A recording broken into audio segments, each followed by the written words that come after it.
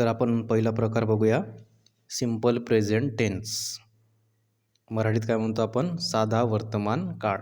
बघा, लक्ष द्या, याच्यामध्ये सर्वसाधारण रचना वाक्याची ही अशी असते, एस प्लस व्ही प्लस ओ.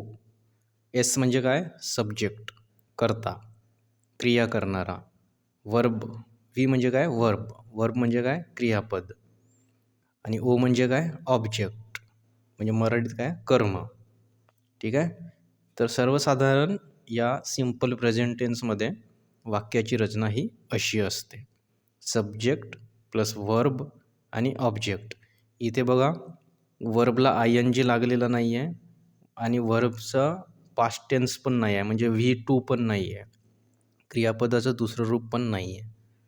सिंपल त्याचं जे पहिलं फॉर्म असतं वर्बचं तेच असतं. ठीक आहे. एक सिंपल, हे सिंपल प्रेझेंट टेन्स आहे, म्हणून याचं स्वरूप हे एकदम सिंपल असतं. सब्जेक्ट असतो प्लस वर्ब असतो आणि ऑब्जेक्ट असतो. ठीक आहे. आता आपण याचे काही एक्झाम्पल्स पाहू. तर पहिलं आहे बघा, आय ईट ॲपल. ओके. तर याच्यामध्ये आय ईट ॲपल, आणि आय म्हणजे काय, मी. ईट म्हणजे काय, खाणे. ॲपल म्हणजे काय, सफरचंद. ठीक आहे. तर आय ईट ॲपल म्हणजे इथं खाण्याची क्रिया दिसत आहे. मग याचा अर्थ काय होईल, आय ईट ॲपल, मी सफरचंद खातो. आहे की नाही. मी सफरचंद खाल्ला होणार का, नाही, कारण ईटचा पास्ट टेन्स काय असता, ॲट असता, ATE. आहे की नाही. हे तुम्हाला माहीत असायला पाहिजे, पुढे आपण शिकूच ते, की प्रत्येक वर्बचं पास्ट टेन्स काय असतं. आहे की नाही. आणि ते तुम्हाला ते लक्षात ठेवावं लागतं, आणि सिंपल असतात, काही एवढं हे नसतं. ठीक आहे. तर इथं पास्ट टेन्स नाही आहे, प्रेझेंटमध्येच आहे ईट. आणि हा इथे तुम्हाला विल किंवा शॉल दिसतो का, नाही. मग हा फ्युचर टेन्स पण नाही आहे. आहे की नाही. फ्युचर टेन्स तेव्हाच असेल जेव्हा त्या वाक्यामध्ये विल किंवा शाल असेल हमखास, तेव्हा तो फ्युचर टेन्स असतो. मग इथं नाही आहे, मग हा फ्युचरचा कोणताच प्रकार नाही आहे, फ्युचर टेन्सच नाही आहे हा. ठीक आहे. पास्ट नाही आहे, कारण क्रियापदाचं इथं पास्ट रूप नाही आहे, प्रेझेंटमध्येच आहे.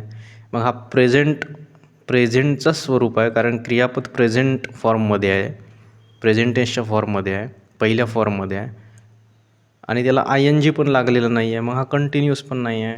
आहे की नाही. परफेक्टचे आपल्याला वर्ड्स इथं दिसत नाहीत, हॅव किंवा हॅज दिसत नाही आहे. मग हा परफेक्ट पण नाही आहे. आहे की नाही. मग कंटिन्यूअस नाही आणि परफेक्ट नाही, म्हणजे हा परफेक्ट कंटिन्यूअस पण नाही आहे. मग हा कोणता टेन्स आहे, हा सिंपल प्रेझेंट टेन्स आहे. आणि तुम्ही याची रचना बघा, आय ईट ॲपल, या ठिकाणी आय हा काय आहे, सब्जेक्ट आहे, ईट हा काय, वर्ब आहे, आणि ॲपल काय या ठिकाणी कर्म आहे. आहे की नाही, ऑब्जेक्ट आहे. मग याची रचना तुम्हाला इथं दिसून येते, simple subject plus verb plus object. I हा सब्जेक्ट आहे, ईट हा वर्ब आहे, आणि ॲपल हा ऑब्जेक्ट आहे. दुसरं एक्झाम्पल बघा, यू नो हर. आहे की नाही. यू म्हणजे काय, तू किंवा तुम्ही. नो म्हणजे काय, जाणणे किंवा ओळखणे. हर म्हणजे काय, तिला. मग याचा अर्थ काय होईल, यू नो हर म्हणजे तुम्ही तिला ओळखता. आता याच्यामध्ये एक गोष्ट आहे, की जर सब्जेक्ट तुमचा जर तृतीय पुरुषी आणि एकवचनी असेल, तृतीय पुरुषी आणि एकवचनी, थर्ड पर्सन सिंग्युलर. आता याचा अर्थ काय, तृतीय पुरुषी आणि एकवचनी. तर तृतीय पुरुषी म्हणजे काय, जसं आपण म्हणतो की मी म्हणजे हा काय झाला, प्रथम पुरुष. यू म्हणजे काय झाला, द्वितीय पुरुष. आणि मी आणि तुम्ही सोडून जर आपण तिसऱ्याच व्यक्तीसंबंधी जर बोलत असू, तर तो झाला तृतीय पुरुष. आहे की नाही. आपण जर एखाद्या व्यक्तीविषयी बोलत आहे, समजा आपण बोलत आहे की एखादी समजा सुनीता नावाची मुलगी आहे, तर आपण सुनीताविषयी बोलत आहे, तर हा हे काय झालं, तृतीय पुरुष सब्जेक्ट झाला. आहे की नाही. कारण या ठिकाणी मी नाही आहे, तुम्ही नाही आहे, तर तिसरंच कोणीतरी आहे, म्हणून तो काय झाला, तृतीय पुरुष. आहे की नाही. तर याच्यामध्ये ही, शी, इट किंवा एखादं नाव असतं. आहे की नाही. जर आपण म्हटलं की तो मला असं बोलला, तर आपण तिसऱ्या व्यक्तीविषयी बोलतो ना, तो. आहे की नाही. आपण आपल्याविषयी बोलत नाही, समोरच्या व्यक्तीविषयी पण बोलत नाही, तुमच्याविषयी बोलत नाही, तर आपण तिसऱ्याच व्यक्तीविषयी तो किंवा ती किंवा ते आहे की नाही, किंवा एखादं नाव समजा रमेश मला असं म्हणाला आहे की नाही, आपण तिसऱ्याच व्यक्तीविषयी बोलतो तेव्हा त्याला आपण काय म्हणतो, तृतीय पुरुषी.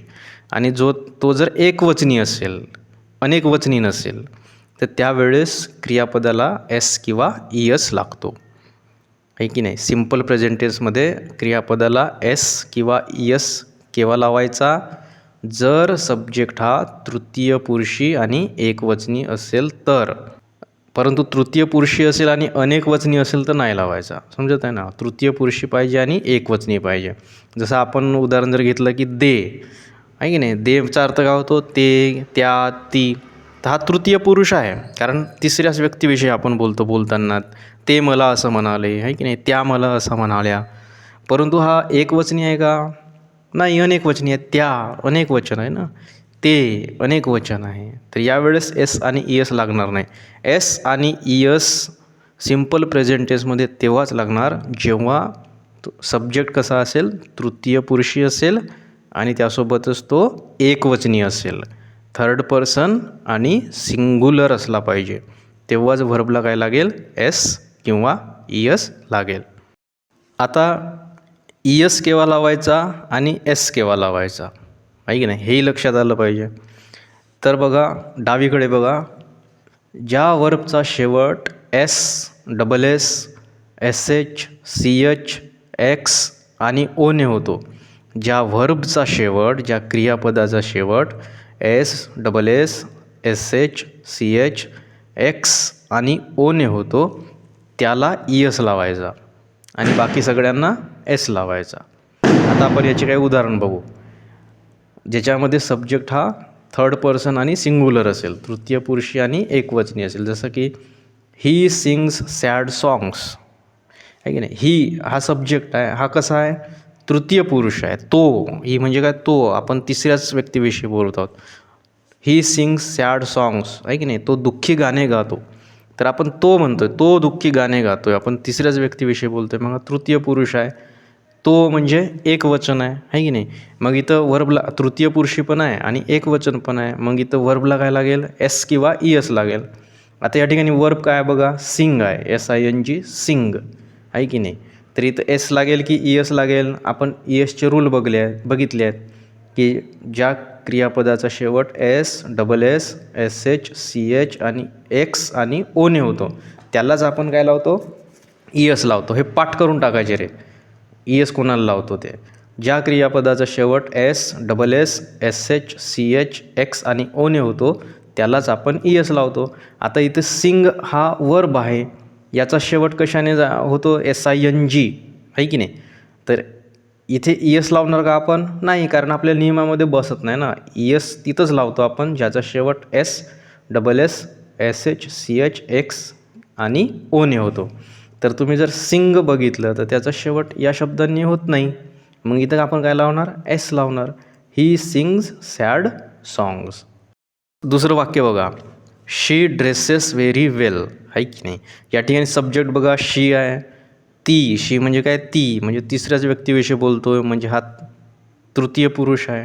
तृतीय पुरुष म्हणजे कोणाविषयी बोललं जात आहे तेवढाच आपण विचार करतो आहे. तर शी म्हणजे तिसऱ्याच व्यक्तीविषयी बोलले जात आहे, मग हा काय, तृतीय पुरुष आहे.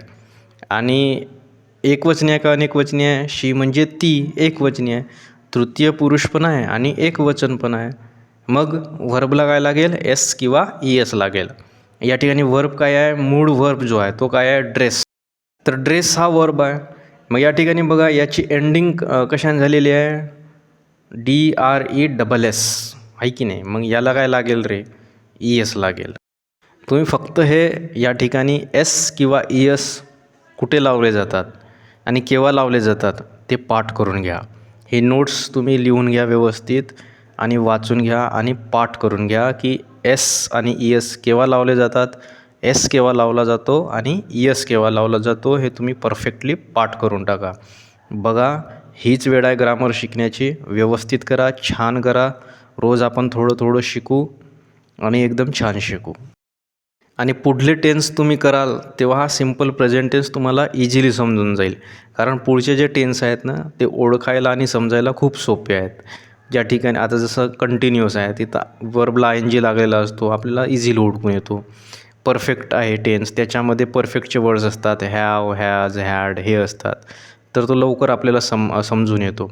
तर ते तुम्ही समजून घेतले की हा सिम्पल प्रेझेंट टेन्स जो आहे हा तुम्हाला इझिली त्याच्यानंतर तुम्हाला ओळखता येईल.